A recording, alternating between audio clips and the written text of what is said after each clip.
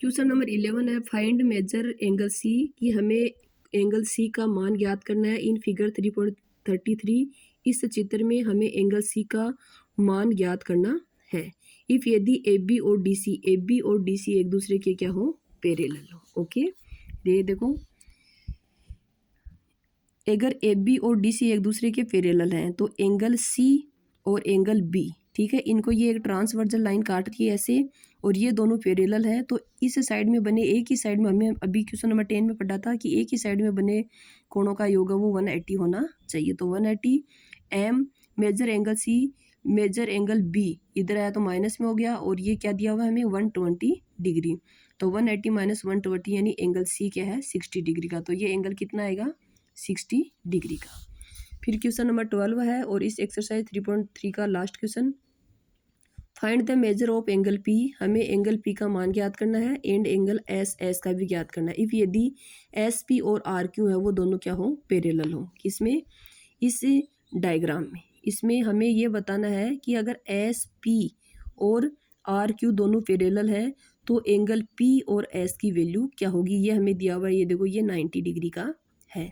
इसमें लिखा है फिर इफ यदि you find measurement are in there more than one method of find M angle P, अब क्या आप एंगल जो आर है, ये एंगल आर है, इससे एक कोई क्या एंगल जो एम है उसको फाइंड करने की कोई और भी आपके पास मेथड है क्या, है तो बताओ। ठीक है, बहुत इजी क्वेश्चन है। देखिए, हमें इसमें दिया हुआ है कि एस पी और आर क्यू हैं वो दोनों पैरेलल हैं, तो एंगल पी और एंगल क्यू ये दोनों पैरेलल हैं, इनको ये एक ट्रांसवर्जल लाइन काट रही है।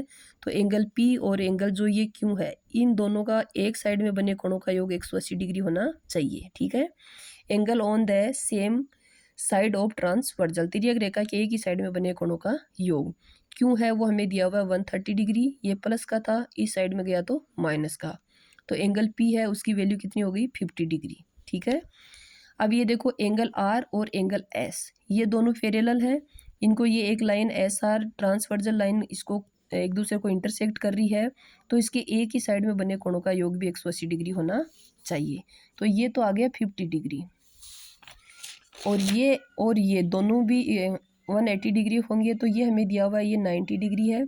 तो ये कितना बचा, एंगल आर और angle S equal to 180, angle R है वो 90 डिग्री है, तो plus angle S equal to 180, angle S equal to 180 minus 90 equal to 90 degree. तो ये एस है वो भी कितनी डिग्री का है, 90 डिग्री का है। हमें पी और एस की वैल्यू निकालनी थी, तो पी भी 50 डिग्री का है और एस 90 डिग्री का है। ओके, एक दूसरी इसमें पूछा था क्या और मेथड है क्या, तो yes there are more than one method to find P, यहाँ एक मेथड और है एंगल पी का मान फाइंड करने की।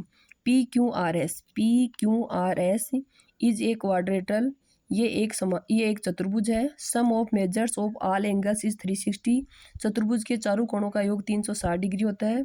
Since we know the measurement, हमारे पास ये माप दिया हुआ है कि एंगल क्यू है 130 है, एंगल आर है वो 90 डिग्री है, और एंगल एस है वो हमने फाइंड कर लिया कितना है 90 डिग्री। तो अब पी की वैल्यू कैसे निकालें, इन सबको ऐड कर दो 360, इन सबको ऐड किया 310 डिग्री, ये प्लस का ही साइड में जाते ही माइनस का, तो 360 माइनस का 310 डिग्री इक्वल टू 50 डिग्री। तो एंगल पी की वैल्यू क्या आएगी 50, और ऐसे भी कितनी आई थी पी की वैल्यू 50 डिग्री। ओके, तो ये एक दूसरा तरीका है।